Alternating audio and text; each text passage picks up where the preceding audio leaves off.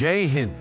Srinagar airport में army officer stop को लेकर हुए तनाव के दौरान आर्मी ऑफिसर और स्पाइस जेट स्टाफ के बीच में मारपीट हुई है। इस दौरान स्टाफ को चोट लगी है।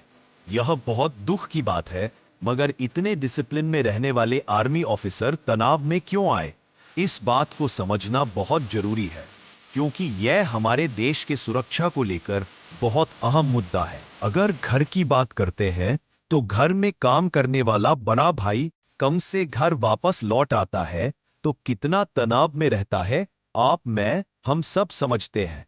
इसी प्रकार एक आर्मी ऑफिसर ड्यूटी से जब वापस आता है तो कितने तनाव में रहता है, यह बात जानना बहुत जरूरी है।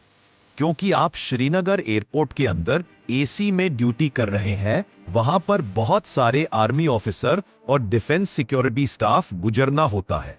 इस वीडियो में एयरपोर्ट के अंदर एसी में रहने वाले एयर स्टाफ एक आर्मी ऑफिसर के बीच में क्या हो रहा है आप देख सकते हैं। मैं बहुत बार देख चुका हूं कि एक पैसेंजर रहता है, उसके सामने 5-6 स्टाफ आकर एक के बाद एक तनाव पैदा करते हैं और वे ऑफ टॉक बिगड़ जाती है। और पैसेंजर को दृष्टि में रखते हुए स्टाफ आपस में बातचीत ऐसा करते हैं कि पैसेंजर को गुस्सा आ जाता है।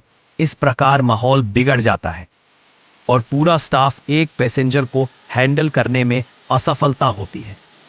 किसी पर हाथ उठाना, मारपीट करना बहुत गलत बात है, मगर यह जानना भी बहुत जरूरी है कि वहां पर किस प्रकार के शब्द उपयोग किया गया है और वे ऑफ साइकोलॉजी जानना भी बहुत जरूरी है।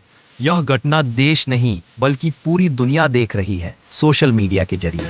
कुछ चीज ऐसी होती है घर के अंदर निपटाना बहुत जरूरी होता है, क्योंकि इंडियन आर्मी ऑफिसर और इंडियन एयरपोर्ट के अंदर इस प्रकार की घटना होती है तो बाकी दुनिया के सामने बुरा प्रभाव पड़ सकता है।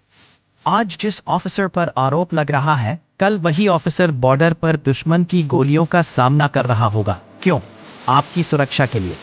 मगर इस घटना से सवाल उठता है, क्या हम अपने देश के जवानों के साथ इतना ही सम्मान करते हैं जितना उन्होंने हमारे लिए किया है?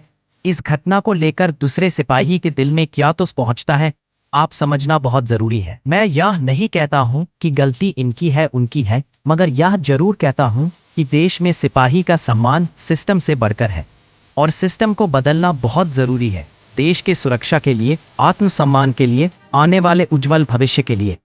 यह आवाज उन तक पहुंचाइए जो हमारी देश के कानून बनाते हैं। ऐसी के साथ मैं अपनी बात समाप्त करता हूं। आपका कोई भी सुझाव हो तो कमेंट में डालिए और इस वीडियो को लाइक, शेयर, सब्सक्राइब करिए। जय जवान, जय किसान, जय भारत।